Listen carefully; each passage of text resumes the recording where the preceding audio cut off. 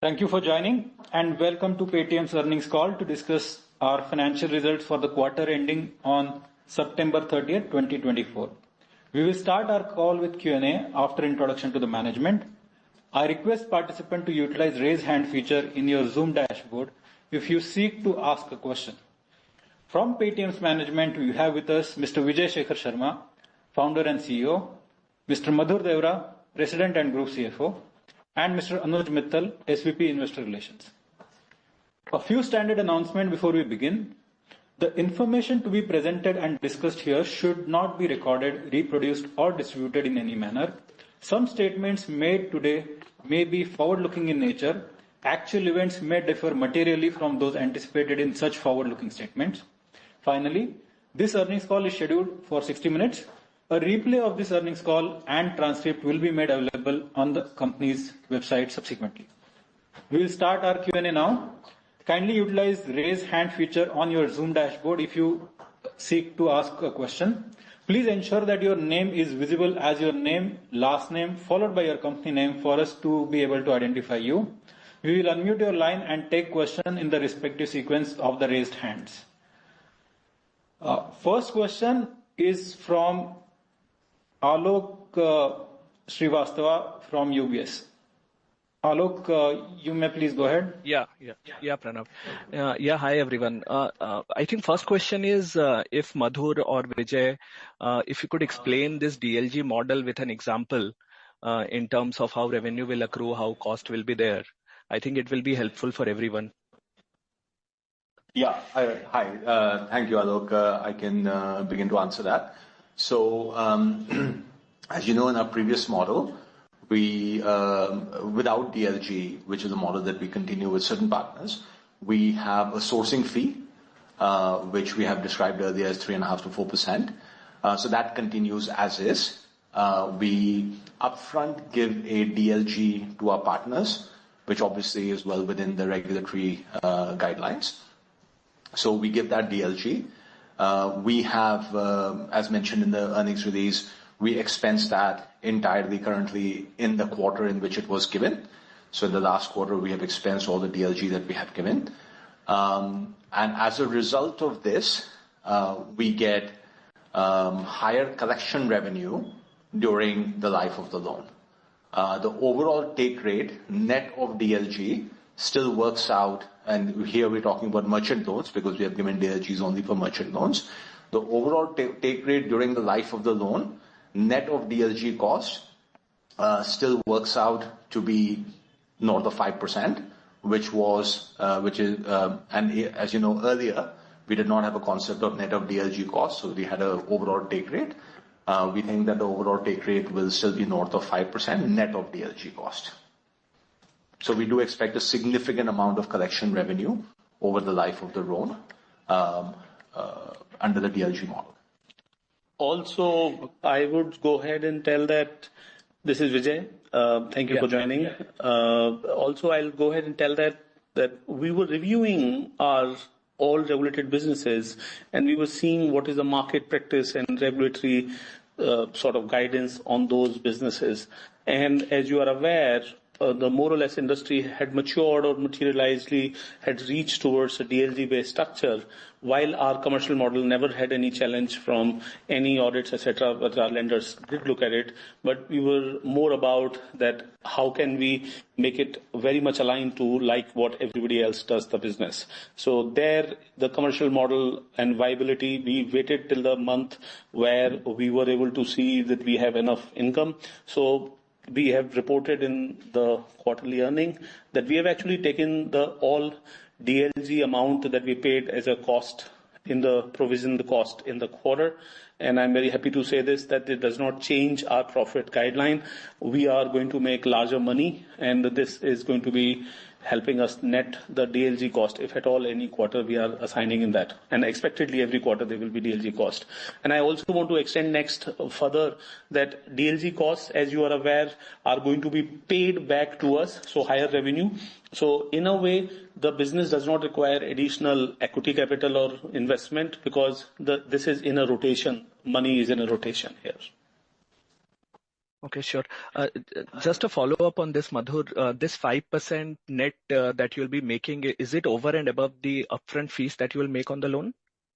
It's a total money that we make. So we make sourcing fee upfront, we have DLG cost upfront, and then we have collection revenue over time.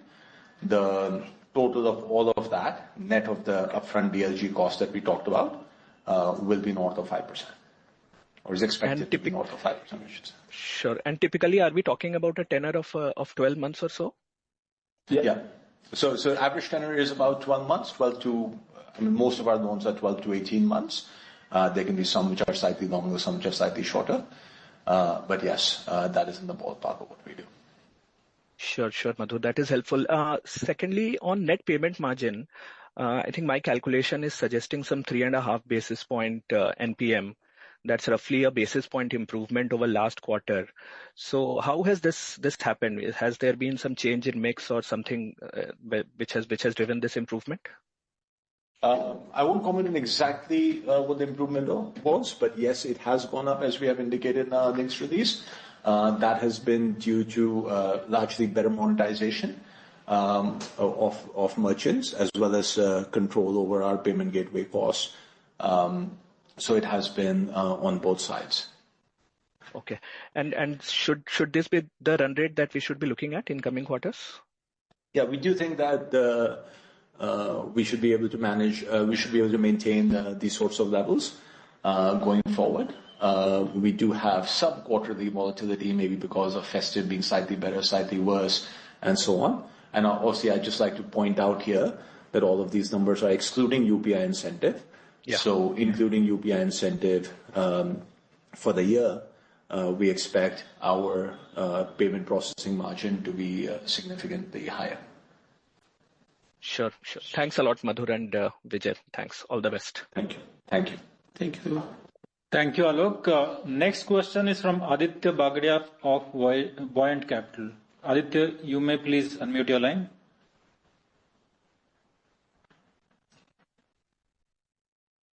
Yeah, hi. Thanks for the opportunity and congratulations on good set of numbers. So just one question. Like you have mentioned in the presentation about increased monetization of the devices which were not in use. So if you could just highlight your strategy on that and what would be the rough take rate on those devices right now? Rough take rate on devices? So just to be clear, yes, we are focusing on increased monetization from our devices.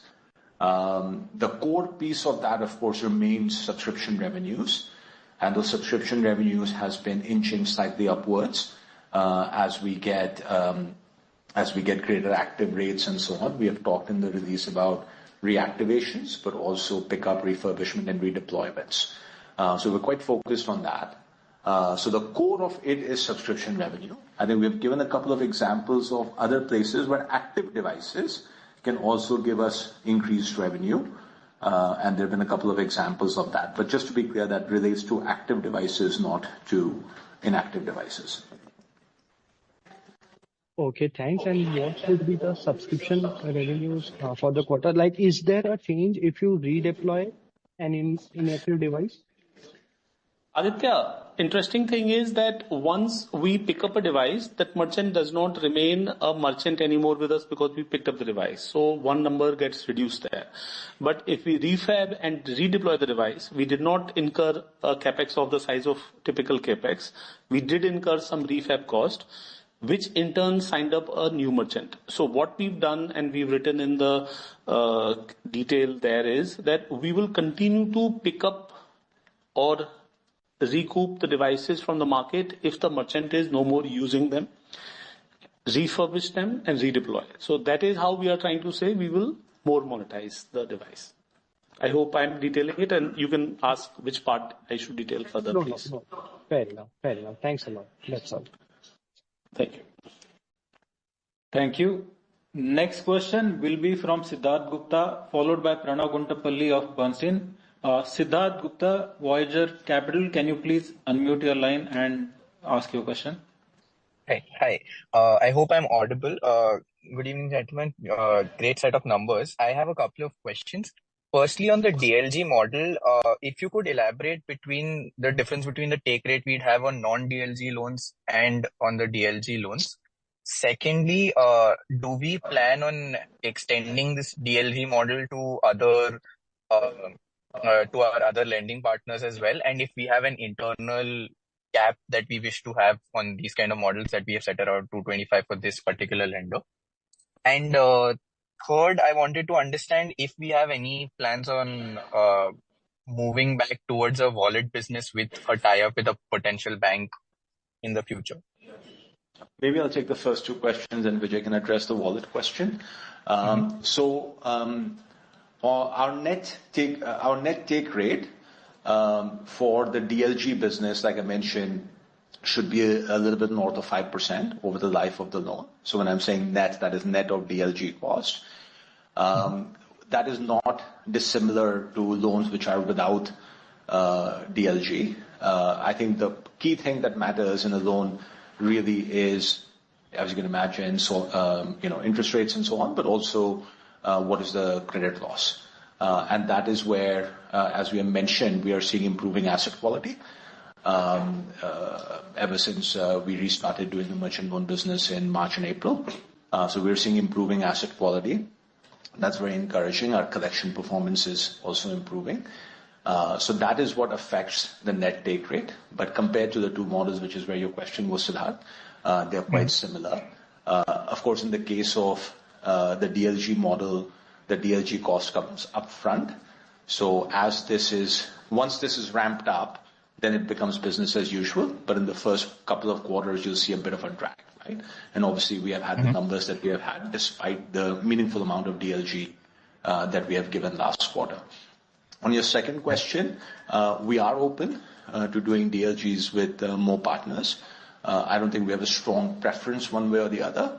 Like Vijay mentioned, this is the emerging market practice, and we are perfectly happy to be in line with what the market practice is. For various reasons, some lenders may not want a DLG, and that is okay as well.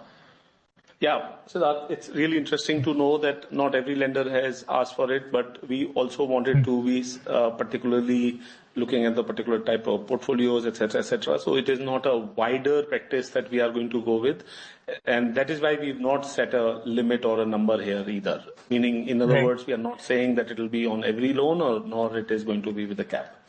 So that's what we are trying to say.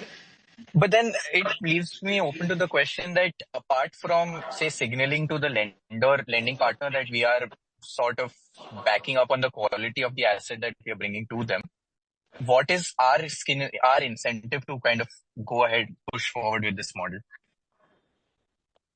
I told you a little bit a while back, this has become an industry practice and regulatory best practice. So our interest was that let's remain in that within the border. Yeah, and the indication that we have also had from partners is that their appetite for doing for amount of business they do under DLG model is somewhat higher. So to your point that signal is not just a sort of qualitative thing, it does actually have an impact on how much business we do from their standpoint. And it is also possible that some new lending partners may have a preference for DLG model versus maybe less of a preference of non-DLG model. So our focus is, we're seeing enormous amount of demand at very good asset qualities, and this is a very profitable business for us. So we do want to try to get into win-win partnerships with our lenders. So if existing partners can scale more, and new partners, some potential new partners are finding it easier to start with this model and continue with this model, then we're open to it. Okay, got it. And maybe on the wallet bit? Yeah, can you ask the question again, please? We want to bring the wallet back. Yeah, can you ask the question again? Were you asking that you want to bring the wallet back again? Yes. Are we envisaging bringing the wallet back with another banking partner, or is it a product that we put on the shelf for now for the near foreseeable future? Because if you know, the Paytm wallet was operated by Paytm Payment Bank, which is under regulatory supervision right now. We would wait for a clear direction on that side first. Okay. Thank you. Thank you. Thank you. Next question will be from Pranav Guntapalli of Bernstein, followed by Rahul Jain of Dolat Capital. Pranav, you may ask your question now. Hey, good evening. I'm just going to go back to the question on DLG. While the average take rate would be the same versus the earlier arrangement, would the sensitivity of the revenue to asset quality change with this model versus the prior model? I think over the last 4 or 5 years, since we have started doing merchant cash advance or merchant loan business, we have seen asset quality in a relatively tight range, right? And obviously we have disclosed that every quarter, as you're aware. I think within those ranges, and I would say even give or take a couple of percentage points, as much as a couple of percentage points on expected credit loss, we don't expect the net take rate to be different or to be different than what I just mentioned earlier, right? So the answer is that in all reasonable scenarios, we don't expect that to be different. In theory, it can be different because it is a little bit more dependent on collection revenue. But as long as our expected credit losses are in that range or even somewhat higher, we don't expect the way this models out is that you will get the collection revenue, so enough and more collection revenue so that the net take rate will be, like I mentioned, north of 5%. Understood. So yes, I think, in the normal circumstances, it probably would remain the same. I'm just trying to understand, let's say there's zero credit losses for a portfolio, would we end up with much higher revenue? Similarly, if there is doubling, would we end up with a much lower revenue? So if you had zero credit losses, we would expect we would have much higher revenues, much higher net take rates. If you had even meaningfully higher ECLs, we would still end up with, through the life of the loan, roughly the same net take rate. Of course, in a theoretical scenario where we breach, like you mentioned, 2x, then yes, our collection revenue would be lower. But like I mentioned, and it's mentioned in the earnings release as well, the reason why we're doing this is to release more capital. Our lenders are very confident of the business. We are very confident of the business. We're seeing improving asset quality. Our lenders are committing more capital on the back of it. The timing, in addition to the regulatory and the market practice, the timing has been when we feel comfortable that we're not going to have such scenarios. Understood. No, I'm just trying to understand the benefit for the partners. So that was the basis of the question. The second question is on your cost base. You've seen again a material reduction this quarter versus last. Would it be fair to say this is a new base, or is there room for further reduction in the near term? At the moment, we're guiding to this being the new base, although we continue to look at our cost base, particularly on people, software, and other indirect expenses, which is the largest chunk, about 85% of our other indirect expenses, to continue to find optimization opportunities. I'm optimistic that we will find such opportunities. Like you may remember, last quarter we had guided to 5 to 7% further reduction on the back of full quarter impact and so on. We exceeded that on employee costs. So we continue to remain very disciplined on trying to find as many areas as possible. So I think that is an ongoing exercise, and to find more and more opportunities, including AI-driven opportunities to find efficiencies. Pranav, this is Vijay. I'd like to add a couple of points on both line items. Important to note that if you notice our contribution margins, they've gone back to near 55% without any UPI incentive, which is the guidance that we had done with the UPI incentive. And in my belief, this is going to be the new norm. We are very hopeful and sure that it should not cross or go much below than these numbers. And UPI incentives, sort of what comes out, will become on top of it, number one. Number two, there is one large cost. But now, because I love the way you write those notes and I love to read them, so I want to tell you that there is a cloud cost, pretty much large amount of cloud cost. And we've seen one of our industry peer to make a cloud in a CAPEX model instead of an OPEX model. And that's another way to look at the cost structure there. So I personally would operate that as AI comes further, it'll become that we are far more profitable on a point-to-point basis, but we are far more capital efficient also in using the capital the way that is meant to be. So I personally remain committed that technology-wise, for a per transaction and for per bit of revenue, we should be lower cost of people, lower cost of machines. And as you are aware, we are talking AI, which is a little bit of cost, but we would remain even further cost efficient on that. The models that we are deploying and the cost that we are incurring them are phenomenally low. I'm very happy to tell you, we in literally 10 months reduced 60% of our manpower cost on support. And that was so good. Wow. And this all triggered by Klanra's blog post that you would have seen out there. And we internally have created AI IVR. You can talk to a machine like a machine talking and a human. So interactive IVR response that used to be front-ending the merchants. Now there is a single model that is answering them on a text. And if you want to continue the call on a call, it'll continue there. And the agent will also know this. So these are even opportunities to fork out to be a full-blown independent technology and software businesses.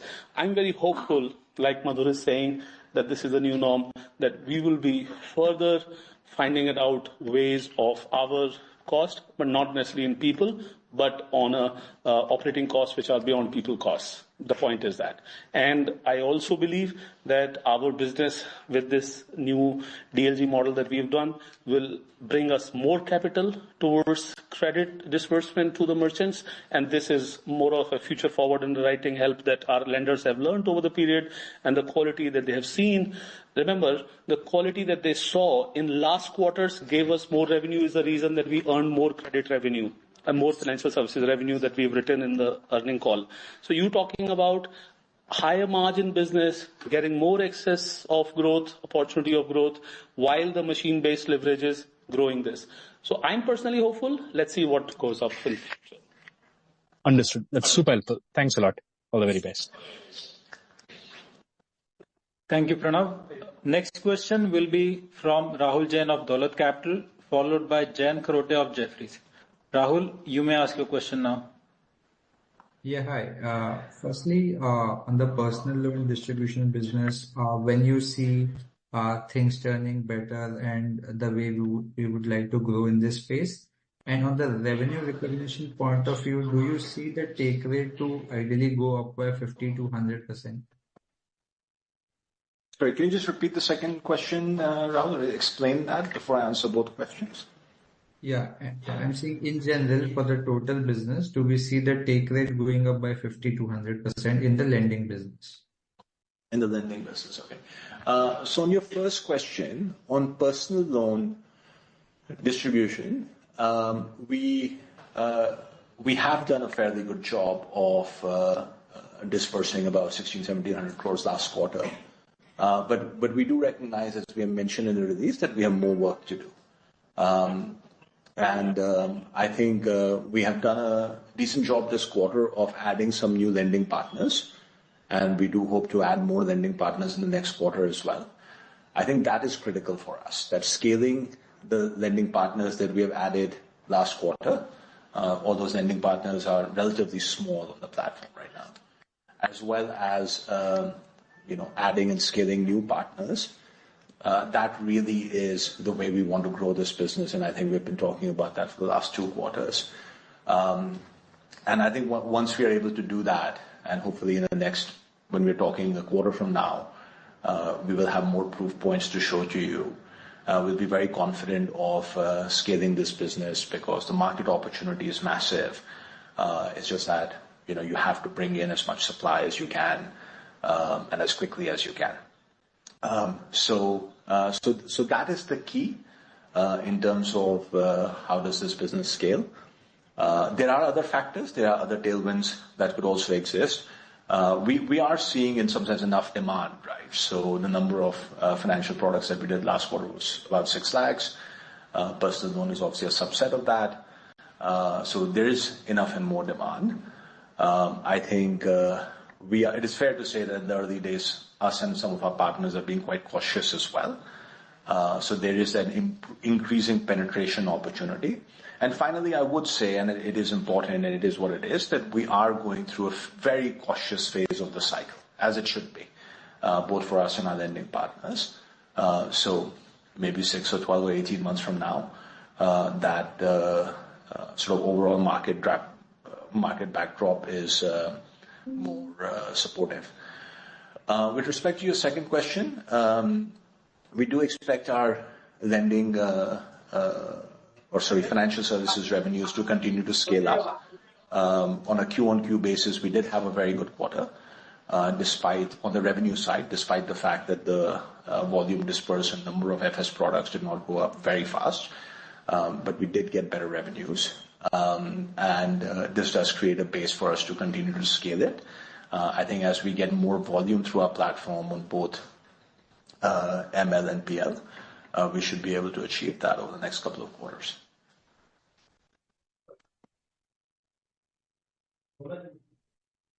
And just last bit, if I could ask one more. On the ad initiative on the Soundbox, do we see this could be a meaningful contributor in the near-term basis? And what should be the ideal run rate? Rahul, I don't think it will be a meaningful contributor. The intention was to say that we really continue to innovate on the technology and the various aspects of merchant businesses. This is something that FMCG companies asked us, and then Meesho asked us, so we thought that we will talk about it. Meaningful is a big number, so I'm going to say that these are one of those 20% experiment that our team continues to do it. I would add that this channel of advertising is a bit of a differentiator. We would hope that this does scale, but these things, specifically this particular channel, any new channel, does take a little bit of time to scale. And we also hope that we see knock-on impact of this on our overall advertising business, that we are able to offer a differentiated, effectively publishing property to our advertisers. And as a result, they do this, but they also advertise more on our platform. And we are trying to defend our product actually by creating more ways to earn revenue per product. Sure. Thank you. That's our intention.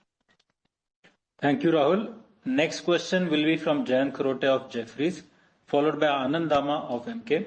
Jayan, you may ask your question. Thanks, Pranav.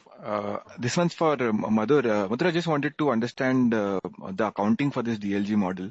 I get it that the net take rate should remain on MLs north of 5%, but the structure through the PNL, should it be like a gross take rate of 10% minus the FLDG cost and the net take rate? And if that is the case, how many quarters do we take to reach that steady state sort of accounting gross and net numbers? Yeah. So the sourcing fee is taken up front. The DLG cost is basis an ECL model. Given this is a new product we have taken on basis the ECL model, the entire cost of DLG has been taken up front. It is in other direct expenses, so above contribution margin. And the collection revenues will come in financial services revenue over time. The time period of that, like we mentioned, that the average tenor of these loans is about 12 to 18 months. So the vast majority of that revenue will come in less than 18 months. Actually, the largest chunk comes in 12 months, but let's say vast majority comes in about 18 months.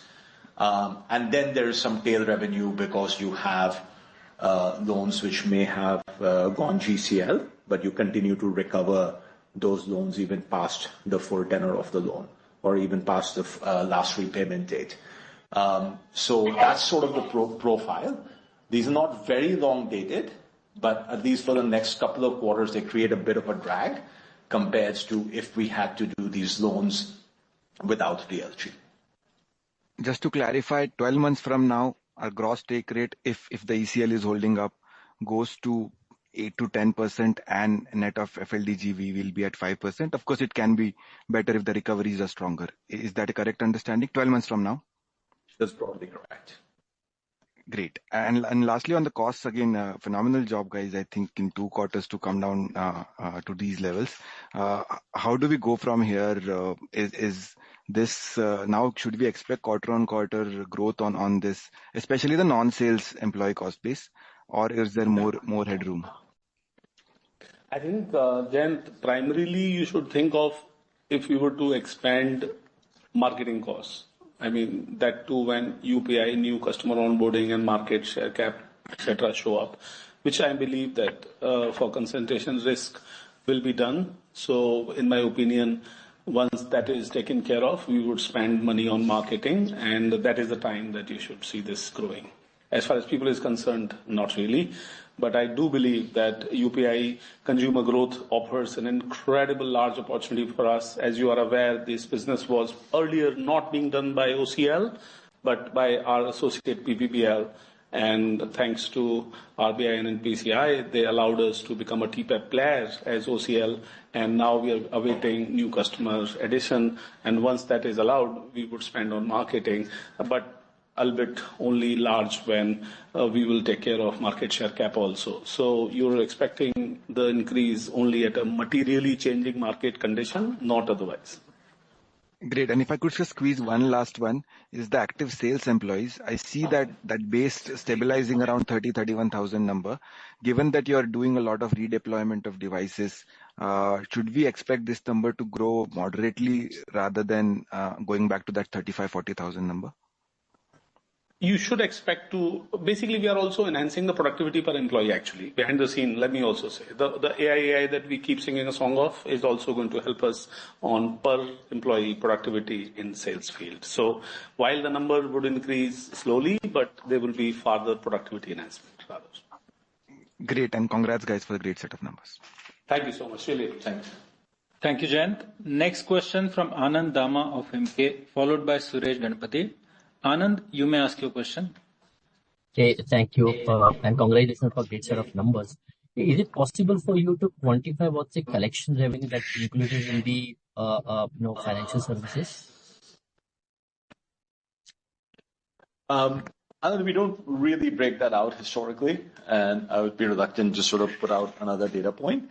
But we have mentioned earlier that 3.5-4% historically was the sourcing revenue, and roughly 1%, and maybe in some quarters slightly more. Let's say we have said in the past 1% is the collection revenue. So that's broadly the split on obviously the non-FLDG model and non-distribution model. So not the peer distribution only, which obviously doesn't have the collection revenue. In the last quarter, it was slightly higher in terms of that split, because we did a really good job of repayments and collections, and like we have mentioned, just merchants are just using mobile payments more. So that helps the overall performance of the merchant lending business. So it was slightly higher. So that's about as much direction as I could give you. Sure. And this is primarily on the merchant loan and PL business both, right? Put together. Well, largely it's merchant loan, because merchant loan, just to remind you, we are doing on the same model we've been doing over the last 4 or 5 years. Obviously now in part with FLDG also. On the personal loan business, vast majority of our business over the last 2-3 quarters has been distribution only model. So there is really no collection arrangement. Our lending partners do their own collection. And any update on the new loan products that we were talking about earlier on, like home loans, mortgages, etc.? I think there are a few experiments and integrations going on with a few secured products. I don't think that at this point in the financial services business, that is our number one priority, because we see a big penetration opportunity in both merchant lending and personal loan.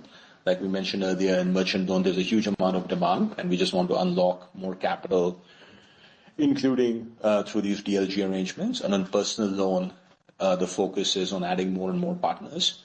So that is really the core focus of financial services. While we have work going on, but I think you should really look at that as maybe having some meaningful contribution after the next 2 or 3 quarters, as opposed to any time very soon. Sure. And lastly, is there anything pending from our side to be done for, the NPCI to approve the new user for a customer onboarding? Hi, this is Vijay. So, as of now, nothing seemed like. We are just in a wait state. I wish we can start sooner. Yeah. Thanks. Thank you, Anand. Next question will be from Suresh Ganapati of Macquarie, followed by Nitin Agarwal from Motilal Oswal. Suresh, you may please ask your question. Yeah, thanks. So, Madhur, sorry, just a little bit more on this FLDG thing.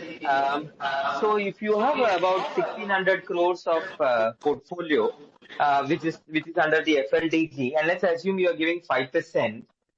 So you are telling that 80% is given in the form of bank guarantee, and there is a cost associated with that bank guarantee. And apart from that, a certain ECL cost which has been expensed through the P&L. Is my understanding right? No, sorry. That's let me just clarify, Suresh. So we have given 1650 is the AUM as of September 30th. The disbursed amount is slightly higher than that, as you would expect, because some installments have already started, have been repaid. So the disbursed amount is slightly higher than that. On that amount, the arrangement is that we give a DLG. The DLG is not 5%. It is meaningfully lower than 5%. 5% is the cap, as you obviously know from the regulator. So our DLG is significantly lower than that. That DLG, the arrangement is that DLG, there's no bank guarantee here, although there's flexibility to give it as a bank guarantee under regulation. Our arrangement is that in this case, we would most likely give this as a FD, which would be lien marked. And all of that cost, 100% of the DLG that we give, the arrangement is that we'll most likely give that in the form of an FD, and that FD would be lien marked. And that entire amount of DLG that we are giving in the form of lien marked FD has been expensed in the last quarter. So in other words, there is no DLG given which is not expensed in the P&L this quarter. Okay. So just to understand the numbers, let's assume it is 1,500 crores. I know the disbursement is higher. 2%, suppose this is what you have given. That means you are saying 30% has been expensed. 30 crores has been expensed through the P&L. I'm just telling ballpark, just rough calculation. That's right. Yeah. Okay. So 30 crores has been fully expensed through the P&L, and it is coming in the other direct expenses, right? Exactly. Okay. Let's hypothetically assume that the number is 5%. The actual experience of that client is 5%. So effectively, we are saying that instead of 30 crores, it's closer to say 60, 70 crores. What happens with the remaining 30 crores? Who bears the hit? The company bears the hit, or what happens to Paytm? Is there a clawback arrangement because you are only expensed till 30 crores, right? Just throwing numbers off the air, but just to understand the mechanism. Sure. Yeah. So let me just simplify the numbers because they're all illustrative anyway. Let's say we do 100 crores of dispersal, and let's say we have 3% DLG. Okay? Okay. Yeah. So though that 3 crores will be given in the form of FD. Yeah. That entire 3 crores will be expensed. Right? Okay. Now, let's say the GCL is higher than 3% or higher than 3 crores on that book of 100 crores. Okay. All of that hit is credit loss for the partner. Right? So in this case, because we have publicly disclosed it, I can say in this case where we have given DLG, we're talking about SMFG, where we have given a separate disclosure, right? And that is a part of their P&L. Because obviously they're making interest income as well. And on the remaining 95% or 97% of loans which are good, so they're making interest income on that. even net of that additional 2% or 3%, whatever we're talking about here, they have very good ROA, right? So the partner it is a DLG. In this case, the first 3%, as we were using in our illustration, the first 3% gets offset against the FD. After that, all the hit is partners. And then on top of that, depending on the performance of the book, we also make what we expect to be significant amount of collection revenue. But that is over the life of the loan.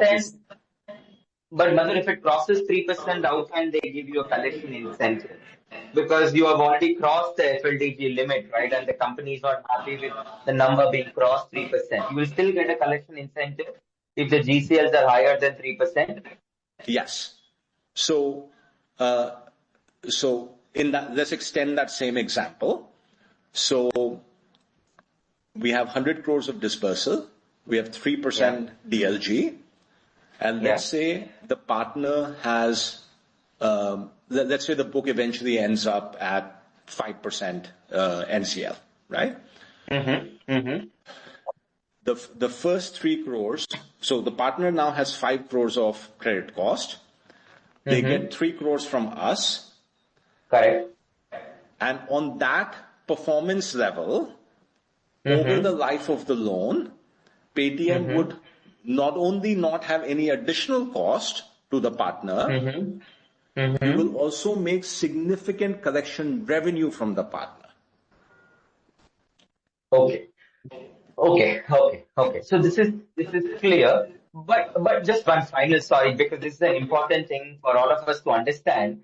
Now, the RBI is very clearly telling, as per the rules and regulations, both synthetic FLDG and non-synthetic structures like collections will be taken as a part of the overall 5% limit. Is somewhere down the line saying this collection is not a non-synthetic FLDG because the RBI may view it as a non-synthetic FLDG, right? I cannot speculate on that, Suresh, honestly. This has gone through extreme rigor to ensure that this is in alignment with the regulations, alignment with market practices, of course, and to the satisfaction of compliance teams of both sides. So this is the collection revenue, the collection arrangement that we have is very much permitted. And it isn't what you may call a synthetic DLG. We are not in the business of giving synthetic DLGs. Okay, this is pretty clear. Thanks so much, Madhu. Thank you. Please feel free to reach out if there are any other questions. Sure, yeah. Thank you, Suresh. Thank you. Next question is from Nitin Agarwal, and this will be the last question for today. Nitin, you may ask your question. Yeah, hi.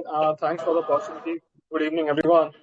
So, a few questions. One is what do you plan to do with the cash on the balance sheet now that has increased after the sale of the ticketing business? And what is the optimal number you will like to carry for your BAU requirements in terms of cash on the balance sheet?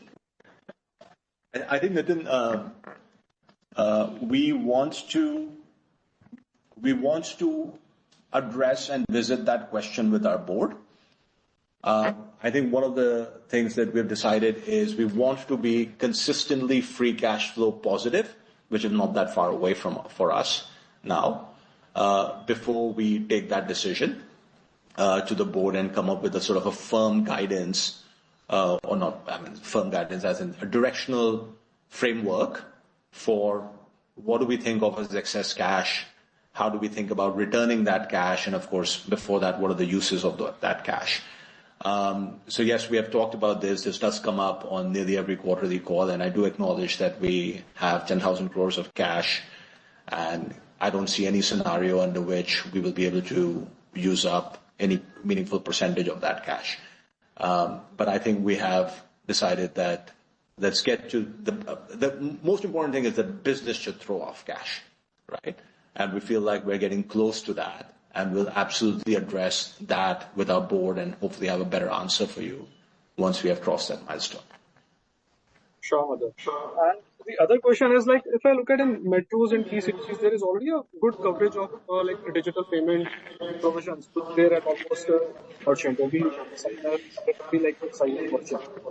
So what is the TAM that you really look at? Is the growth in merchants coming in more from suburban regions or say some, like going one level down metros? And both in TAM, both in numbers, I mean, as well as in the value in terms of GMV. What is the TAM that you are really looking at? Yes. Hi, Nitin, this is Vijay. And while we all see significant amount of Paytm and Paytm Soundbox all around us in metro cities, I'm going to surprise you by saying that the penetration scope is nearly double of what it is penetrated as of now in metro cities. I'm talking metro cities only. So we are talking significant large amount of TAM in metro city themselves possible. And the reason that metro cities I'm talking is because there is a consumer merchant network effect. Because more metro city consumers pay using smartphones, mobile payments, the more number of merchant need Soundbox. Number one. Number two, what we are seeing in metro cities and a little bit ahead, let's say top 10 cities or top 20 cities, is that merchant now does not wait for a larger percentage of QR-based payment, Paytm QR-based payments. They are starting to take Soundbox very early in the journey of being onboarded itself. So here, I mean, numbers can be very comfortably. I mean, you NPCI gave about 60 million merchant data, although I do not know the uniqueness check, etc. on that data. But I can say that there is a market of tens of millions more Soundboxes out there. Right, it's very interesting. And lastly, just as a data point, how many inactive devices do we have that we plan to pick from merchants? How much is that number? We don't, so nothing of sort of that we know that this is the inactive merchant. We are trying to go activate the merchant and we say the device is not working or picking up because of that. So it's an ongoing journey. What I can only tell you one thing here, Nitin, is that we found out that these devices which we are picking back from the market are more like battery outage or some plastic, etc., refurbishments, etc. we see, which is not very large. So the keyword is that there you go with opportunity of picking them back and then installing refab device back. So merchant becomes active, revenue starts coming back. So that is why you're seeing there is a larger amount of call out there. Got it. Thank you so much, and wish you all the best. Thank you. Thank you. Next question we'll take from Sachin Salgaonkar. Sachin, you may ask your question. Thanks, Pranav. Apologies, I signed up late, so if any of these questions is answered, sorry about that in advance. First question, just wanted to understand how fast could we see the wealth insurance business growing, and what are some of the new areas which you guys are exploring in terms of secured lending, and any color you could provide on that would be helpful. Sachin, first of all, secure lending or the loans which are of low margin, etc., we've learned that everything ends up becoming the book for lenders. And if we are assigning secure lending distribution also on the same side of disbursement allocation, we rather lose an opportunity of another high, better product for the customer. So we are not doing large amount of secure lending. And that is one of the big factors, by the way, that personal loan disbursements were sort of not in line with what somebody would have expected. So in other words, we are not aggressively going against secure loans. Let's say that. And then I personally suggested that this is something that we will look at later, if at all we need to look at. Then when you talk about wealth and insurance, good thing is that these things, especially wealth market, has headwind, tailwind, where there is a great amount of opportunity happening and opportunity coming in. But when you look at insurance, there is a distribution that we are working on. Are they going to become materially important? That is exactly the reason. If you notice, we have started to give number of transacting users or number of financial services customers, because overall the business model will look like payment customers and cross-sell to them. And cross-sell per customer will be the revenue, because disbursements are, or GWP, whatever we help distribute, won't be the primary number, but the revenue per customer is what we are headed behind the scene. So yes, we expect them. Don't expect them in 1 or 2 quarters, but do expect them in due course, like say second quarter, third quarter onwards, showing up as a better than today's contributions. And that is why we are trying to say financial services at large matters, not just credit distribution. Thanks, Vijay. Very clear. A quick follow-up out here. So from a loan perspective, is it only the merchant loan book which should materially scale up, let's say in the foreseeable future? I think we see opportunities in both merchant loans and personal loans, Sachin. I think the demand side of it, the ability to do very, very sensible business in both of those is enormous. I think the dynamics are slightly different, where in merchant loans, I think the growth of our devices business, after some interruptions that we had earlier this year, is now creating that ramp up. On personal loan, I think we did talk about this a little bit earlier, but I'm happy to repeat that one of the key things that we had talked about over the last 2 quarters is adding new partners. So we're pleased to say that we did add some new partners this quarter, but quite frankly, they're not ramped up yet. And we do have other partners in pipeline as well. So we need to get the new partners as well as potential new partners integrated and ramped up, and that will create the opportunity. There's no dearth of demand. It is just that we have to create more supply on the platform. Very clear, Madhur. Thank you. Second question, just wanted to understand a bit more on what kind of steady state EBITDA margin should we expect from the business, particularly given the fact that business model has evolved a bit after some interruptions. Yeah, I don't think we're so necessarily giving that guidance right now. We have talked about, Vijay talked about last quarter, about being profitable by having one profitable quarter by the end of the year. And despite the DLG cost that we talked about earlier in the call, we expect to not only meet that guidance but exceed that guidance. So deliver some significant profitability this year. And then with all the tailwinds that we have, especially on merchant payments, merchant lending, PL, and the huge improvements that we have had in our cost structure, we expect to get very meaningfully profitable. So we are seeing this as getting to very meaningful profitability relatively soon. Becoming a business that is throwing off cash, but specific EBITDA margin range I'll rather not get into. Okay, thanks. And my last question, Madhur, is just on any thoughts on potential cash return back to shareholders. To your comments about trying to get into a cash position very soon. There's a guidance of EBITDA break even by, let's say, 3Q, 4Q. And potentially at some point, as and when the Paytm IPO happens, there could be, incremental cash which you guys could end up getting. So if we add all together, yeah, sorry, go ahead. Sir, please finish. No, sorry. The question was, do we see some kind of a potential cash return to shareholders? Maybe not immediately, but at some point in the next 12 to 18 months? Yeah, so I think your observation is right that we do have more cash than we need for any organic or inorganic opportunities. And we do expect to get back in a position where we are generating cash. This question was asked about 10 or 15 minutes ago, I believe from Nitin from Motilal as well. What we have said is that we're going to do, I think we want to get to a position where we are sustainably throwing off cash, and then have a very good, robust framework with the board about how do we think about the cash balance, use of money, as well as use of excess money. So hopefully in a couple of quarters I'll have a better answer to this.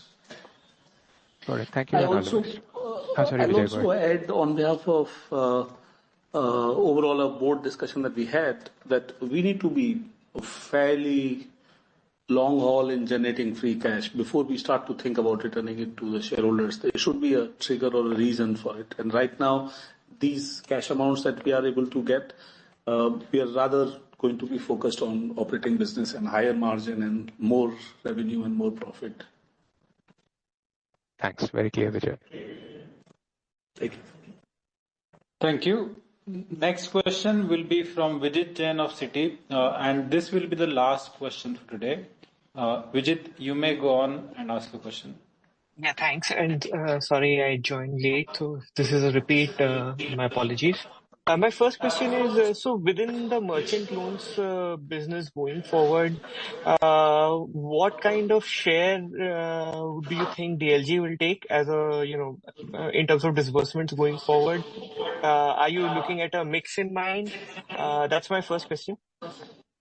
Vijit, we honestly, that's not a metric. We are, and we have gone through, and we'll share the transcript with you, we've gone through the DLG economics in some detail earlier in the call, as you would imagine. But in summary, over the life of the loan, we see this business as very profitable. We see, regulatory clarity on this. We see certain lenders having a preference for this, and of course, we see a huge amount of demand. And this is like I said, this is a very profitable business for us, with or without DLGs, right? So when you look at it from that prism, we are perfectly, we're perfectly okay for business to be done on DLG model going forward. And I don't think there's a metric that we're trying to manage to that X% should be DLG and X% should be non-DLG. And we're going to find out more in the next few quarters whether it stabilizes to a certain number, in which case we can start talking about, hey, what do we expect? But we're certainly not managing to a number. And my next question was going to be, are there any major areas within, payments or financial services that you think you could still venture into? I know I've asked this question before, but once you get the RBI payment gateway license, does that open up things like cross-border? Is that meaningful? Is that something that you would like to do? That's my first question. And if you can just comment on if there's a timeline on, when you get RBI license, and also on the NPCI side. Thank you. Thank you, Vijay. This is Vijay, and I'm taking this question. Hi. Hi. So, number one, yes, that is one of the big reasons that I'm personally, whenever this discussion of returning capital to the shareholder comes, I'm suggesting that there are tremendous large opportunities for Paytm to grow within the current frame of scope of work. The first and foremost, let's go back to the origination of the moment when Paytm Bank originated. We gave the wallet to the bank, we transferred the bill payment business to the bank, and in due course, the UPI also was operated by bank. Being at arm's length and being at a different entity, the payment bank had its own business priorities, and instead of growing UPI market share, it probably focused on other business models. So consumer side UPI market share for Paytm Payment Bank was something that we all know was not in the range of what other apps were showing. While when you look at Paytm operated wallet or Paytm operated QR, Paytm operated different services, we were the market leader there very clearly and are the market leader very clearly. Now, the consumer base of UPI is an opportunity which is way bigger than what we anticipate in a conversation as of now. Remember, the UPI consumer for Paytm is an open and wide open opportunity. The product, technology, market ownership, customer ownership, everything belongs to Paytm. And I really thank RBI and NPCI for making this possible, and partner banks, that as Paytm, we are able to get these consumers. So think about right now, RBI asked and Paytm Bank transferred 130 million customers and plus 200 million handles to OCL. And now, once NPCI will give us a confirmation, we will be able to grow. And my friend, I'm telling you, we are not in this to become a mediocre player or remain a fringe player. We are here to solve for the problem of concentration risk or a market share, and we remain that aggressively committing towards consumer payment, like you've seen us committed towards merchant payments. So the very fact that Paytm will have an opportunity to play in UPI consumer market share will be an extraordinarily large opportunity. As you can guess, once we have the customer on our platform, ownership of our customer on our platform, we will be able to grow tons of cross-sell of financial services to this consumer. And then obviously there are byproducts like marketing services and advertising, etc. that you're talking about. And remember, in UPI ecosystem, when RBI allowed us to become a TPAP player, it very clearly marked us a responsibility to Paytm that we will be able to potentially solve for concentration risks that the system carries. As an Indian player, as a pioneer of the mobile payment system in India, we remain committed and we remain committed to invest, expand our offering. So remember, as an Indian player, as India's homegrown champion, we are here to invest in payments, and there is a tremendous large amount of opportunity in consumer payments. When you come about the merchant side, as PA license, you should know that online payment innovations are something that we were able to bring QR on a desktop so that the customers higher trust, less fraud prone, and superior payment checkout systems happened. Since 2 years, we've not acquired new consumers, but we've built dramatically large amount of technologies, including cross-border, multi-currency, including quick commerce requires many other payment products. We are waiting to onboard as many more merchants so that we can onboard newer quality of product and offering to those customers. And I'm very happy to tell you, Vijay, you could figure out yourself this foreign transfers, including another service that omni-channel payments systems are due to be very impactfully showed up in the market. Right now, imagine Tanishq is a customer for us in offline, let's say, but they're not in online for us. We are not able to build a omni-channel payment, and India has to lead the way in the payment. I do believe there is extraordinary amount of opportunity in payment for us to grow a larger TAM. What we are right now focused, as you could see, is monetization, and we are showing the market that we can very well optimize and monetize. And in due course, we will, when we get an opportunity, we will expand the TAM of the consumer and merchant both together. Great. Thank you so much, Vijay, and best of luck with everything, and hope you guys have a really good festive Diwali ahead. Thank you so much. Those are my questions. Thank you, Vijay, and thank you everybody for joining us. Wish you all a very happy Diwali, festive season, and wish you all that the support means a lot to us. We've been here, and see you again after Diwali. Bye. With that, we come to an end of this call. A replay of this earnings call and a transcript will be made available on the company website subsequently. Thank you all for joining. You may now disconnect your lines. Thank you.